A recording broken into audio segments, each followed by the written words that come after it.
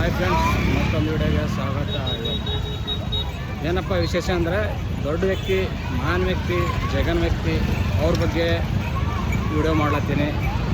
ಸುಮಾರು ಜನ ಬಂದಿದ್ದಾರೆ ಇಲ್ಲಿ. ನಾನು ಹೇಳಲ್ಲ, ಅದ್ರ ಬಗ್ಗೆ ನಾನು ತೋರಿಸ್ತೀನಿ, ನೋಡಿ. ಎಲ್ಲರಿಗೂ ಮಹತ್ವಪೂರ್ಣ ಜಾತಿ. ಒಂದು ಸೇಡಂ ಪಟ್ಟಣದಲ್ಲಿ ವಿಶ್ವಜ್ಞಾನಿ ಪರಮಪೂಜ್ಯ ಡಾಕ್ಟರ್ ಬಾಬಾ ಸಾಹೇಬ್ ಅಂಬೇಡ್ಕರ್ ಅವರ 68ನೇ ಮಹಾಪರಿನಿರ್ವಾಣ ದಿನದ ನಿಮಿತ್ತ ಸೇಡಂ ಪಟ್ಟಣದ ವಿವಿಧ ಪರ ಸಂಘಟನೆ ಒಕ್ಕೂಟ ಮತ್ತು ಸ್ವಾಭಿಮಾನಿ ಸರ್ವಧರ್ಮ ಸಮನ್ವಯ ಸಮಿತಿ, ಕನ್ನಡ ಪರ ಸಂಘಟನೆ ಒಕ್ಕೂಟ ಮತ್ತು ದಲಿತ ಪರ ಸಂಘಟನೆ ಒಕ್ಕೂಟ ಮತ್ತು ನೌಕರಸ್ಥರು ಮತ್ತು ಎಲ್ಲ ಸಮುದಾಯದ ಹಿರಿಯರು ಮತ್ತು ಕಿರಿಯರು ಜೊತೆಗೂಡಿ ಈ ಒಂದು ಬಹಳ ದೊಡ್ಡ ಪ್ರಮಾಣದಲ್ಲಿ ಕ್ಯಾಂಡಲ್ ಮಾರ್ಚನ್ನು ಮಾಡುವ ಮುಖಾಂತರ ಬಾಬಾ ಸಾಹೇಬ್ ಅಂಬೇಡ್ಕರ್ ಅವರಿಗೆ ನಮನವನ್ನು ಸಲ್ಲಿಸುವ ಕಾರ್ಯಕ್ರಮ ಕೆಲವೇ ನಿಮಿಷಗಳಲ್ಲಿ ಪ್ರಾರಂಭವಾಗ್ತಲಿದೆ. ತಾವೆಲ್ಲರೂ ಈ ಒಂದು ಕಾರ್ಯಕ್ರಮವನ್ನು ಈ ಒಂದು ಲೈವ್ ವೀಕ್ಷಣೆ ಮಾಡಬೇಕಾಗಿ ಈ ಮೂಲಕ ವಿನಂತಿ. ನೋಡ್ರಿ, ಅಣ್ಣ ಇಷ್ಟು ನೀಟಾಗಿ ಮಾತಾಡ್ಯಾನ. ಇಲ್ಲಿ ಇಷ್ಟು ಜನ ನಿಂತಾರ, ಹುಡುಗಿಯರು ಇನ್ನೂ ಹೊಂಟಿದ್ದಾರೆ, ಸ್ಟೂಡೆಂಟ್ ಇನ್ನೂ ತುಂಬ ಜನ ಬರ್ತಾರ. ಅಲ್ಲಿ ತಕ ನಿಂತಾರ, ಇನ್ನೂ ಬರ್ತಾರ. ಅಲ್ಲಿ ಹೊಂಟಿದ್ದಾರೆ, ಅಲ್ಲಿ ಬಂದಿದ್ದಾರೆ. ಬೋಲೋ ರೇ ಬೋಲೋ, ಬೋಲೋ ರೇ ಬೋಲೋ.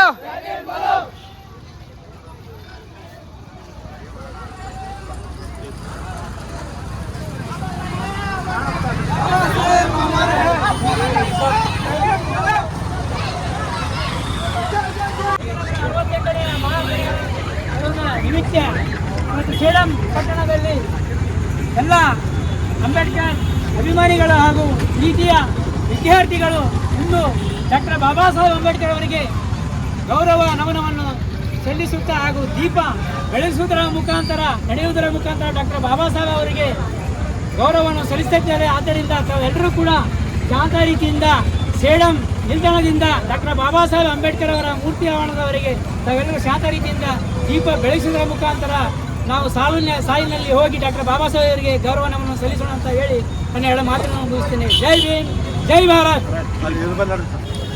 ಅಮರ್ ರಹೇ, ಅಮರ್ ರಹೇ ಬಾಬಾ ಸಾಹೇಬ್, ಅಮರ್ ರಹೇ, ಅಮರ್ ರಹೇ ಬಾಬಾ ಸಾಹೇಬ್, ಅಮರ್ ರಹೇ.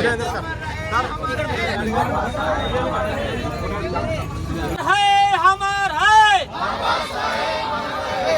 अमर है, अमर है.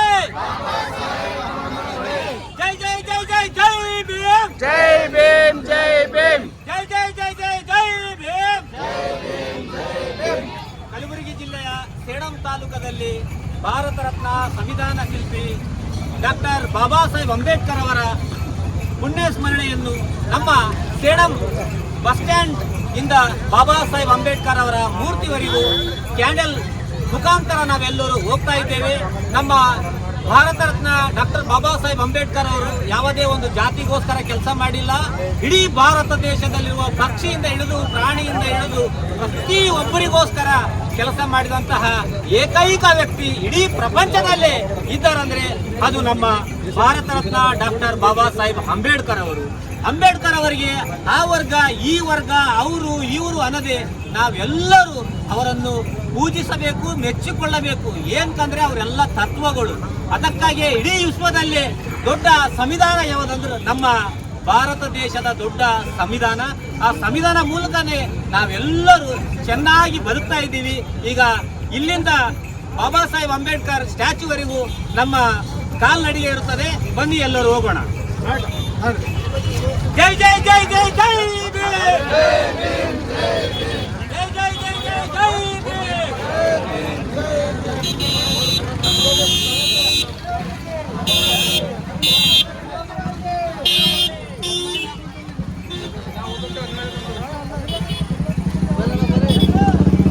ಇಲ್ಲಿ ಸ್ಟಾರ್ಟ್ ಆಗ್ಲತ್ತದ ಪಾದಯಾತ್ರೆ.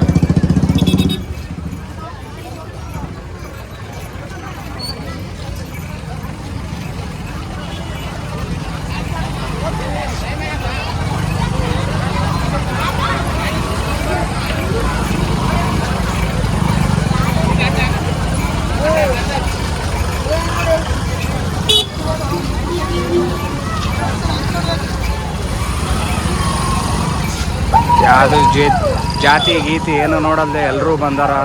ಹಿಂದೂ ಅಲ್ಲಿ, ಮುಸ್ಲಿಮ್ ಅಲ್ಲಿ ಜಾತಿ ಇಲ್ಲ, ಎಲ್ಲರೂ ಬರ್ತಾರ ನೋಡಿ.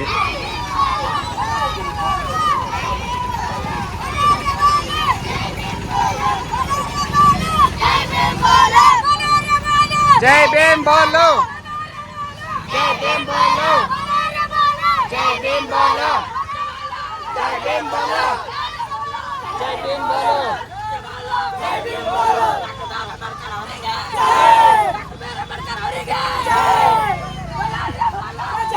ಬೋಲೋ,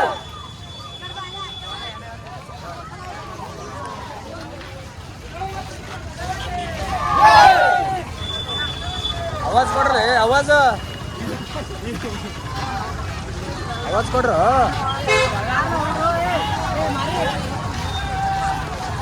बाबा साहेब जय भीम बोलो, जय भीम बोलो, जय भीम बोलो, जय भीम बोलो, जय भीम बोलो, जय जय जय जय जय भीम, जय भीम, जय भीम, जय जय जय जय भीम, ದೊಡ್ಡಪ್ಪ ಮುಂದೋಗು. ದೊಡ್ಡಪ್ಪ ನಾ ಹಿಂಗ್ ನೋಡ್ಕತ್ತ ಬಂದ್ರ ನನಗೆ ಕಾಣಲ್ಲ.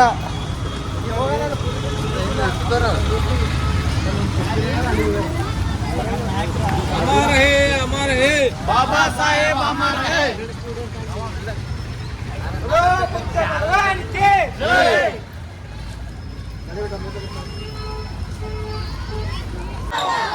भारत के पिता डॉक्टर साहब अम्बेडकर के जय.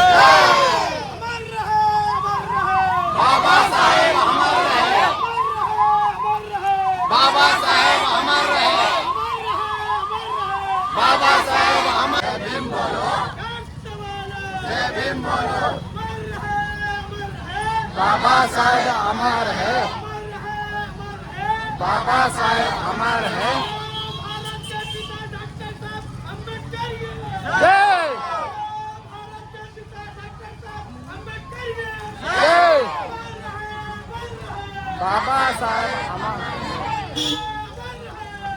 ಅರ್ಧ ಜನ ಇಲ್ಲಿ ನಿಂತಿದ್ದಾರೆ, ಲೇಡೀಸು. ಇನ್ನು ನಾವು ಇಲ್ಲಿದ್ದು ಬಸ್ ಸ್ಟ್ಯಾಂಡ್ನಿಂದ ಬಂದೆವು. ಲೇಡೀಸ್ ಅರ್ಧ ಜನ ಇಲ್ಲಿ ನಿಂತಿದ್ದಾರೆ. ಇಲ್ಲಿದು ಒಂದು ಸ್ವಲ್ಪ ಮುಂದ್ಗಡೆ ಬರಬೇಕು.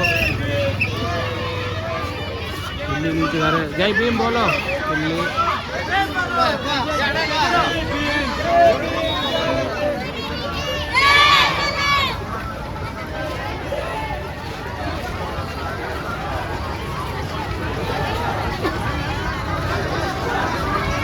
ಎಷ್ಟು ಜನ ಬಂದಿದ್ದಾರೆ, ಹುಡುಗರಾಗಲಿ ಹುಡುಗರಾಗಲಿ ಎಲ್ಲರೂ ಬಂದಿದ್ದಾರೆ.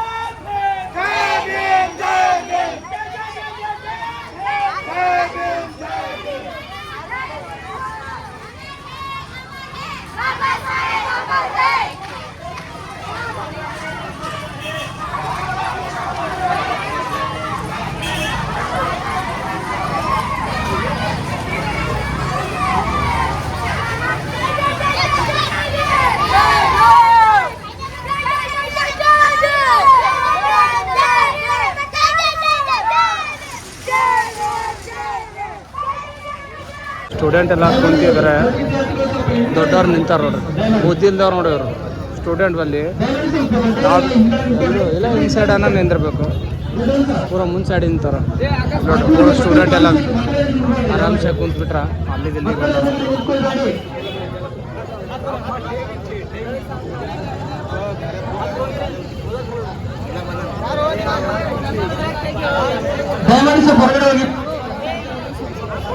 ಸರ್. ಇಂದಿನ ಕಾರ್ಯಕ್ರಮ ಉದ್ದೇಶಿಸಿ ಯಾರಾದ್ರೂ ವಿದ್ಯಾರ್ಥಿಗಳು ಮಾತನಾಡೋರಿದ್ದರೆ ಮಾತಾಡ್ಬೋದು. ಹಾಡಾಡೋರಿದ್ರೆ ಯಾರಾದ್ರೂ ವಿದ್ಯಾರ್ಥಿಗಳು ಸ್ಟೂಡೆಂಟ್ಸ್ ಕಾರ್ಯಕ್ರಮ ಉದ್ದೇಶಿಸಿ ಹಾಡಾಡ್ಬೋದು, ಮಾತಾಡ್ಬೋದು ಯಾರಾದ್ರೂ ಇದ್ರೆ. ದೀನ ದಲಿತರ ಬಾಳಲ್ಲಿ ಭರವಸೆಯ ಬೆಳಕಾದ ಸಂವಿಧಾನವನ್ನು ರಚನೆ ಮಾಡಿ ಪ್ರತಿಯೊಬ್ಬರಿಗೂ ಕೊಡುವುದರ ಮೂಲಕ ಗೌರವದ ಬದುಕನ್ನು ಕಲ್ಪಿಸಿಕೊಟ್ಟ ದೇಶ ಕಂಡ ಮಹಾನ್ ವ್ಯಕ್ತಿ ಸಂವಿಧಾನ ಶಿಲ್ಪಿ ಡಾಕ್ಟರ್ ಬಾಬಾ ಸಾಹೇಬ್ ಅಂಬೇಡ್ಕರ್ ಅವರ ಮಹಾ ಪರಿನಿರ್ವಾಣ ದಿನದಂದು ಅವರಿಗೆ ನನ್ನ ಶಿರಸಾಷ್ಟಾಂಗ ನಮಸ್ಕಾರಗಳನ್ನು ಸಲ್ಲಿಸುತ್ತೇನೆ. ಡಾಕ್ಟರ್ BR ಅಂಬೇಡ್ಕರ್ ಅವರು ಇಲ್ಲದೆ ನಮ್ಮ ಈ ಜೀವನವನ್ನು ನಾವು ಊಹಿಸಿಕೊಳ್ಳಲು ಸಾಧ್ಯವಿಲ್ಲ. ಒಂದು ಕಾಲದಲ್ಲಿ ಮಹಿಳೆಯರು ಕೇವಲ ಒಂದು ಮನೆಯಲ್ಲಿ ಮಾತ್ರ ಸೀಮಿತವಾಗಿದ್ದರು. ಇಂದು ಮಹಿಳೆ ಎಲ್ಲಾ ಕ್ಷೇತ್ರದಲ್ಲಿ ಅಭಿವೃದ್ಧಿಯನ್ನು ಸಾಧಿಸುತ್ತಿದ್ದಾರೆ. ಇಂದು ತೊಟ್ಟಿಲು ತುಂಬುವ ಕೈ ರಾಷ್ಟ್ರವನ್ನು ಆಳುತ್ತಿದೆ ಎಂದರೆ ಅದಕ್ಕೆ ಡಾಕ್ಟರ್ BR ಅಂಬೇಡ್ಕರ್ ಅವರು ಕೊಟ್ಟಂತ ಸಂವಿಧಾನ ಮತ್ತು ಶಿಕ್ಷಣದ ಹಕ್ಕು. ಡಾಕ್ಟರ್ BR ಅಂಬೇಡ್ಕರ್ ಅವರು ಶಿಕ್ಷಣಕ್ಕೆ ಹೆಚ್ಚಿನ ಮಹತ್ವವನ್ನು ನೀಡಿದರು. ಕೇವಲ ಅವರನ್ನು ಹೆಸರನ್ನು ಜಪಿಸುವುದು ಕೇವಲ ಅವರ ಘೋಷಣೆಯಿಂದ ಯಾವುದೇ ಬದಲಾವಣೆ ಆಗುವುದಿಲ್ಲ. ಅವರ ತತ್ವಗಳನ್ನು ಅವರ ಆದರ್ಶಗಳನ್ನು ನಮ್ಮ ಬಾಳಿನಲ್ಲಿ ನಾವು ಅಳವಡಿಸಿಕೊಂಡು ಹೋದಾಗ ಮಾತ್ರ ಈ ಒಂದು ಸುಭದ್ರವಾದ ದೇಶವನ್ನು ನಾವು ಸಾಧಿಸಲು ಅಭಿವೃದ್ಧಿ ಮಾಡಲು ಸಾಧ್ಯ. ಡಾಕ್ಟರ್ BR ಅಂಬೇಡ್ಕರ್ ಅವರು ಒಂದು ಮಾತನ್ನು ಹೇಳ್ತಾರೆ, ಶಿಕ್ಷಣ ಹುಲಿಯ ಹಾಲಿದ್ದಂತೆ, ಅದನ್ನು ಕುಡಿದವರು ಘರ್ಷಿಸಲೇಬೇಕು. ಅಂದರೆ ತಪ್ಪು ಅನ್ಯಾಯಗಳನ್ನು ಕಂಡಾಗ ಅದರ ವಿರುದ್ಧ ನಾವು ಹೋರಾಟ ಮಾಡಲೇಬೇಕು. ಆಗ ಮಾತ್ರ ಒಂದು ಶಿಕ್ಷಣಕ್ಕೆ ಒಂದು ಸರಿಯಾದ ಅರ್ಥ ಬರುತ್ತದೆ.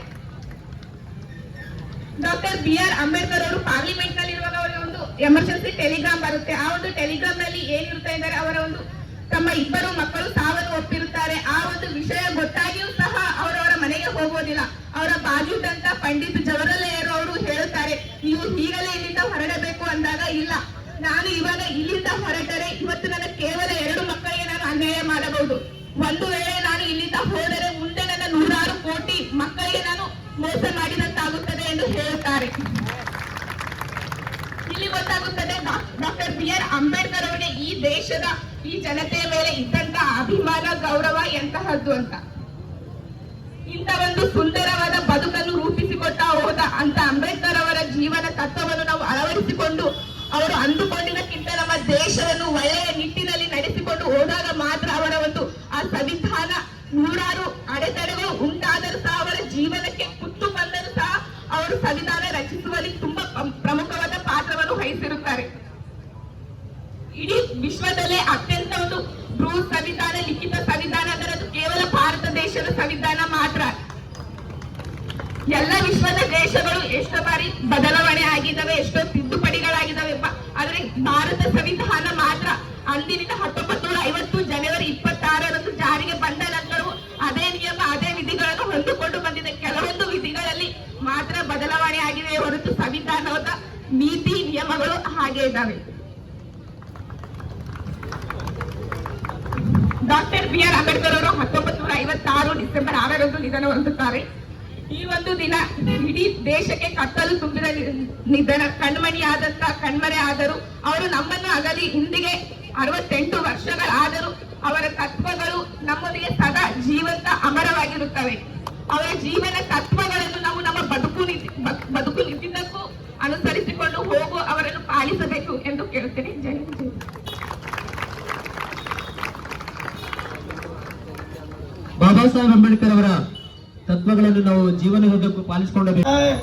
संविधान में जो भी रहते बहुत बेस्ट और बहुत बेस्ट है. यहाँ तो छोड़ो, हिंदुस्तान में ऑस्ट्रेलिया रहते, जहाँ भी रहते, उनकी फोटो या क्या भी नहीं करते. इससे बेहतरीन वहाँ बाबा साहेब का धन्यवाद करते. ये संविधान पूरे हिंदुस्तान में है और पूरे दुनिया में रहेगा इंशाल्लाह. जब तक दुनिया रहेंगी संविधान जिंदा रहेगा, आबाद रहेगा इंशाल्लाह.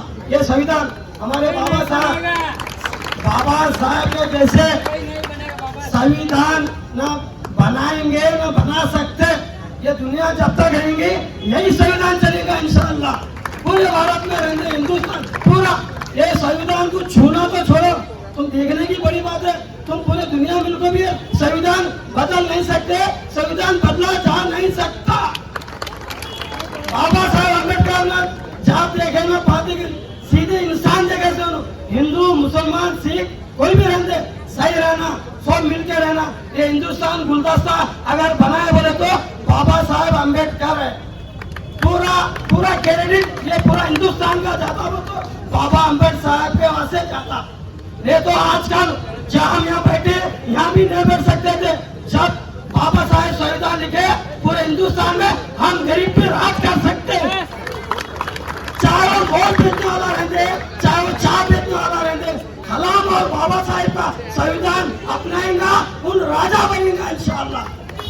कानून का राजा बने सोने बाबा अम्बेडकर। हम इसी वास्ते हमेशा बोलते हैं, जब तक जान रहेगी बाबा साहेब के संविधान को धक्का होने नहीं देंगे इंशाअल्लाह।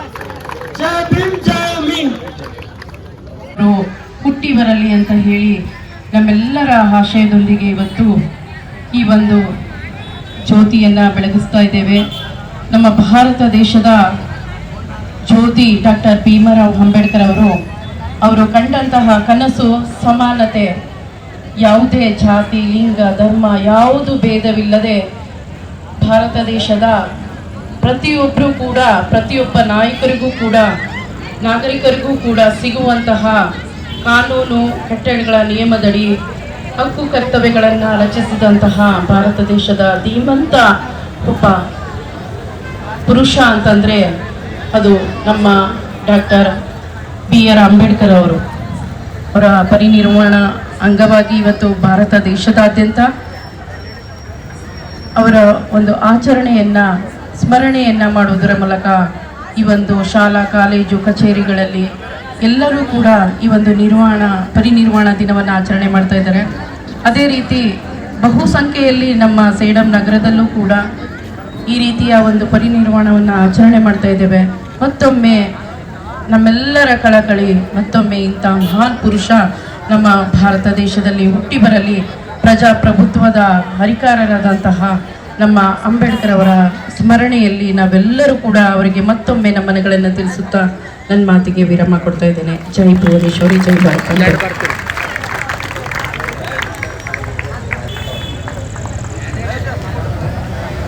ಮೇಡಮ್ ಅವರು ಮಾತಾಡ್ತಾ ಬಾಬಾ ಸಾಹೇಬ್ ಅಂಬೇಡ್ಕರ್ ಅವರು ಪ್ರಜಾಪ್ರಭುತ್ವದ ಹರಿಕಾರರು, ಭಾರತಕ್ಕೆ ಒಂದು ಪ್ರಜಾಪ್ರಭುತ್ವ ವ್ಯವಸ್ಥೆಯನ್ನು ಮಾಡಿಕೊಟ್ಟವರು ಸಂವಿಧಾನದ ಮೂಲಕ, ಸಮಾನತಾವಾದಿ, ಅವರು ನಮ್ಮ ದೇಶದ ಶ್ರೇಷ್ಠ ಚಿಂತಕರು ಅಂತಕ್ಕಂಥ ಮಾತನಾಡಿದ್ದಾರೆ. ಅವರಿಗೆ ಜೋರಾದ ಚಪ್ಪಲೊಂದಿಗೆ ಧನ್ಯವಾದಗಳನ್ನು ಸಲ್ಲಿಸೋಣ. ಈಗ ನಮ್ಮ ತಾಲೂಕಿನ ಕ್ಷೇತ್ರ ಶಿಕ್ಷಣಾಧಿಕಾರಿಗಳಾಗಿರ್ತಕ್ಕಂಥ ಶ್ರೀಯುತ ಮಾರುತಿ ಗುಜರಾತಿ ಸರ್ ಅವರು ಕಾರ್ಯಕ್ರಮ ಉದ್ದೇಶಿಸಿ ಒಂದೆರಡು ಮಾತಾಡಬೇಕಾಗಿ ಅವರಲ್ಲಿ ಮನವಿ.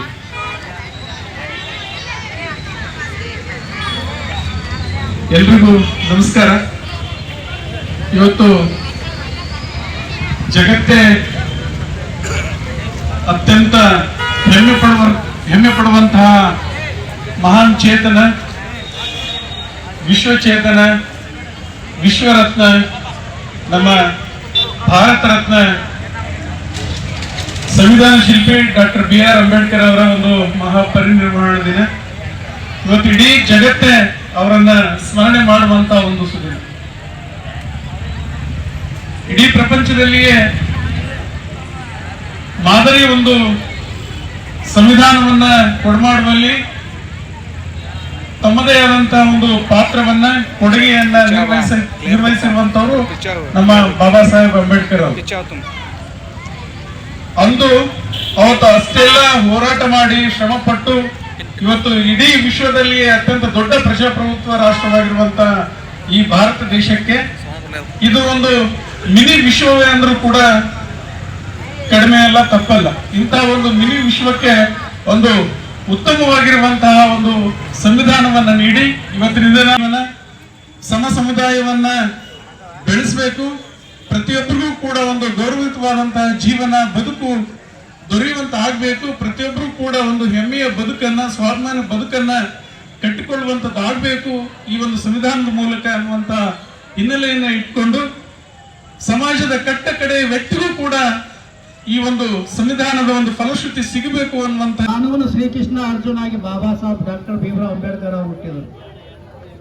ಜಗತ್ತಿನಾಗ ಎಲ್ಲ ಜಗತ್ತಿನಲ್ಲಿ ರಾಜರಿದ್ದರು, ಆಗನೂ ನಮ್ಮ ಭಾರತ ದೇಶದಲ್ಲಿರೋ ರಾಜರಿದ್ದರು. 546 ರಾಜರು. ಅವಾಗೆಲ್ಲ ಹೊಡೆದಾಳ ನೀತಿ ಇತ್ತು, ಕಾನೂನು ಗೊತ್ತಿರಲಿಲ್ಲ, ಏನು ಗೊತ್ತಿರಲಿಲ್ಲ. ಬಾಬಾ ಸಾಹೇಬ್ ಅಂಬೇಡ್ಕರ್ ಅವರು ಬಂದು ಸಂಘಟನೆ ಪ್ರೇರಣೆಯಿಂದ ಬೆಳಗಾಗತನ ಓದ್ತಿರೋರು, ಬೆಳಗಾಗದ ಗೊತ್ತೇ ಇಲ್ಲ. ಕಸ ಹೊಡೆಯರು ಬಂದಾಗ ಬಾಬಾ ಸಾಹೇಬ್ರೆ ಬೆಳಗಾಗ್ಯದ್ರಿ, ನೀವು ಇನ್ನ ಇಲ್ಲೇ ಇದ್ದೀರಲ್ಲ ಲೈಬ್ರರಿದಾಗ, ಬಾಬಾ ಸಾಹೇಬ್ರಿಗೆ ಗೊತ್ತಿಲ್ಲ. ಬಾಬಾ ಸಾಹೇಬ್ ಯಾಕಷ್ಟು 24 ಗಂಟೆದಾಗ 18 ಗಂಟೆ ಓದ್ತಿದ್ರಂದ್ರ ಜಗತ್ತಿನಾಗ ಏನಾದರೂ ಸಾಧಿಸಬೇಕು. ಮತ್ತ ಮುಂದೆ ಬೆಳಿತಕ್ಕಂಥ ಪಾಪ್ಯುಲೇಷನ್ 130 ಕೋಟಿ ಇರ್ಬೋದು, 150 ಕೋಟಿ ಇರ್ಬೋದು. ಈ ಜನಗಳಿಗೆ ನ್ಯಾಯ ಕೊಡಬೇಕಾದ್ರ ಬಾಬಾ ಸಾಹೇಬರು ಯಾವುದೇ ಪುಸ್ತಕ ಯಾವ ಪುಸ್ತಕ ಅದು ಓದಿಲ್ಲ ಅಂತ ಅವ್ರು ಗೊತ್ತಿಲ್ಲ, ಎಲ್ಲ ಪುಸ್ತಕ ಓದಿರು.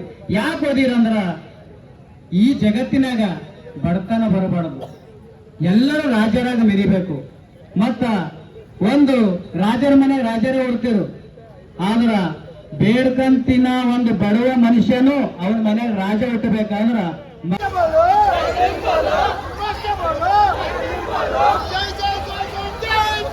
ಜೈ ಭೀಮ್ ಜೈ ಭೀಮ್.